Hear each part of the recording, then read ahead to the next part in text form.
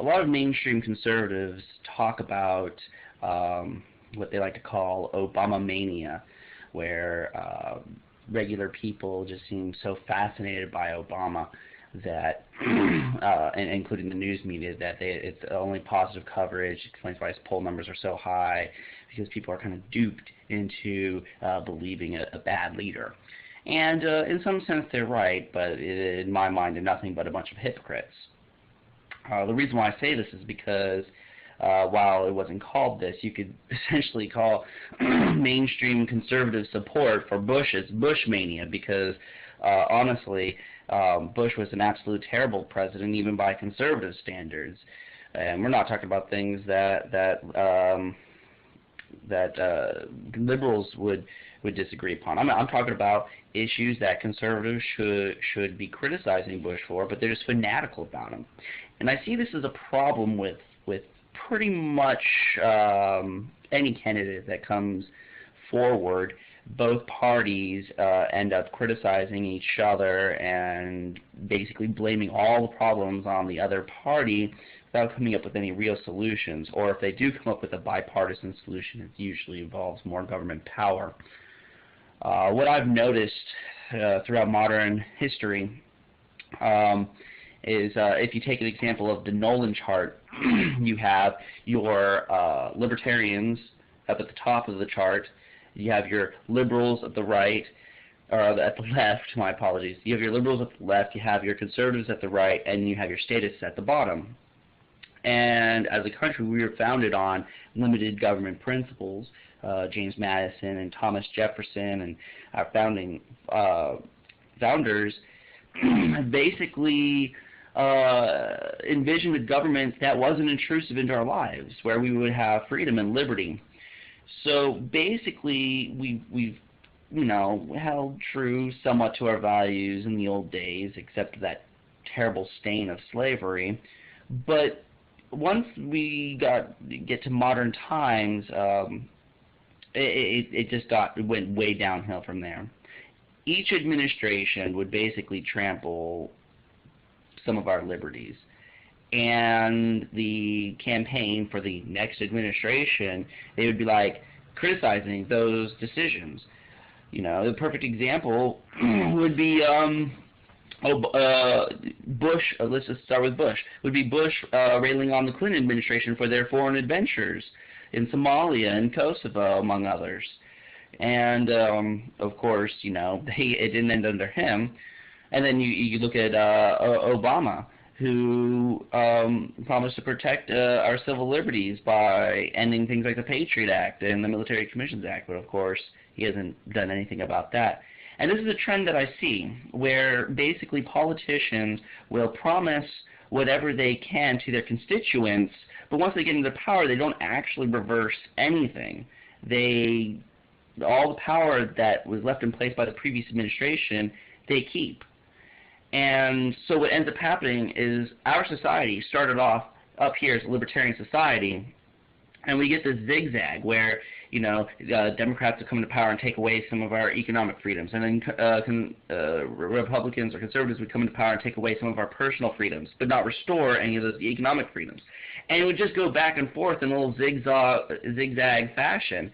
And of course, every single administration has been an interventionist as well. So don't even let me get started in that. It's a trend that's highly disturbing. Mostly because of the fact that each person not all, but most people who run for elected office just pander to their constituents. They don't actually truly believe the things that they claim to support. You have conservatives who with Bush, who racked up the deficit, doubled it, and they're criticizing Obama, but I mean, Obama is just basically continuing the policies of Bush. He had his own stimulus, he had his bailout, he had the prescription drug entitlement added to Medicare, and of course he had his very incredibly costly Iraq and Afghanistan war. And don't forget, No Child Left Behind. He doubled the size of the Department of Education when Republicans are supposed to eliminate it. And then on the Democratic side, there are things that I somewhat agree with on that side too. Things like ending war, though of course they're only anti-war when it's convenient for them, it seems to me. But also things protecting civil liberties, ending things like protecting habeas corpus, ending torture, ending renditions, restoring our right to privacy, and ending the drug law, the horrible drug laws, among others. So there's a lot to like from both sides, but the leadership in both sides is corrupt, and they don't care about the people. They just care about themselves and their party.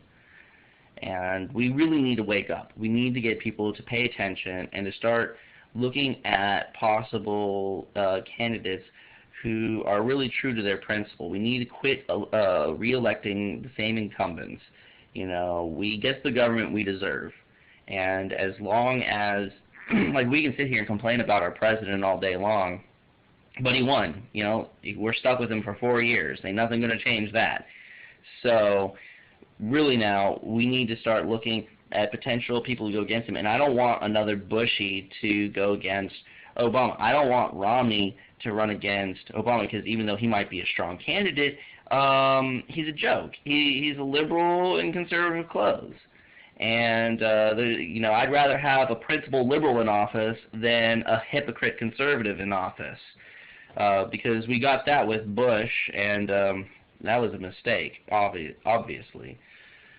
So I guess the only thing I got to say is just everybody just needs to wake up, realize that, you know, the cult of personality is terrible. You know, I mean, like, I'm a Ron Paul supporter, but I mean, I've seen the Ron Paul fans who just kind of go above and beyond, which basically give Ron Paul a bad name. You know, I mean, just going all out, just basically sitting there bowing to the man you support is just a bad idea. You know, it's more about the ideas than the man.